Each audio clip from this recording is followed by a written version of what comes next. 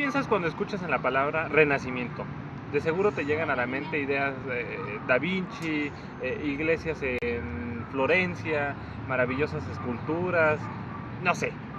Por eso en esta ocasión les vamos a traer una reseña para la sección de libro abierto de El Renacimiento del historiador inglés Peter Burke.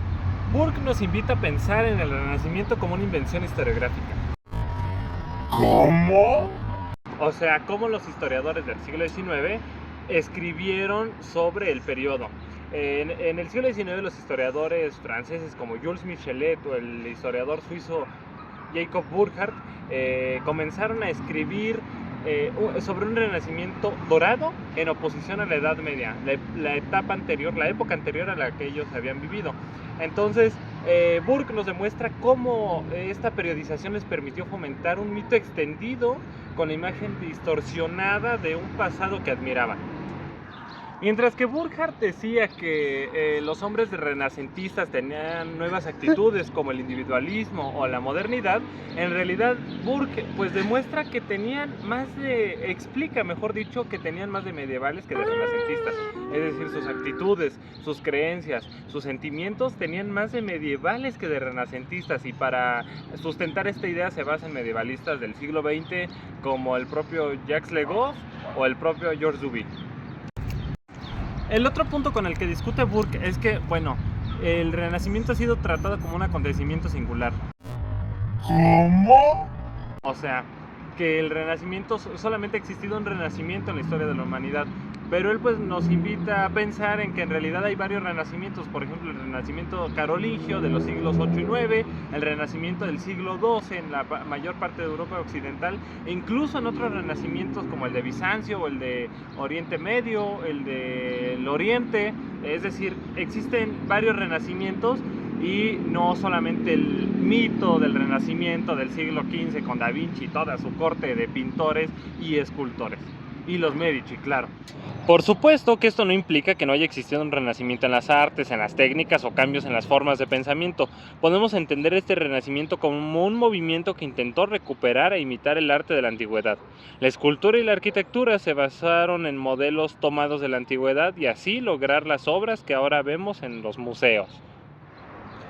La pintura, por ejemplo, encontró algunas dificultades porque no tenía modelos antiguos en los cuales basarse, pero en el Renacimiento surgieron, por ejemplo, los retratos, que emulaban en realidad o imitaban a cómo eran retratados los emperadores romanos en las monedas. Además, en la pintura se aplicaron leyes de perspectiva lineal, las letras tuvieron un auge al reescribir temas en géneros como la épica, la comedia, la tragedia, la oda, etc. Burke le concede importancia al humanismo. Nos explica que los humanistas eran aquellos maestros del siglo XV que se dedicaban a la enseñanza de la gramática, de la retórica, de la poética, de la filosofía moral e incluso la historia. Es necesario además pensar cuándo terminó el Renacimiento. Algunos dicen que en 1520, otros que en 1600, otros dicen que en 1620. Lo cierto es que no podemos determinar cuándo acabó el Renacimiento, y tampoco podemos determinar que solamente el Renacimiento ocurrió en Italia, sino que debemos pensar en un Renacimiento en Francia, alguno en España. Lo cierto es también que a partir de nuevas técnicas en la pintura y en las artes como el manierismo, cambió por completo las actividades artísticas. E incluso el clima político y económico en Italia también contribuyó al fin de este renacimiento. Es decir, si antes los grandes comerciantes mecenas eran los que patrocinaban el varo para estos pintores, estos artistas, después llegó una clase terrateniente y se sustituyeron estas cortes de mecenas por cortes aristocráticas.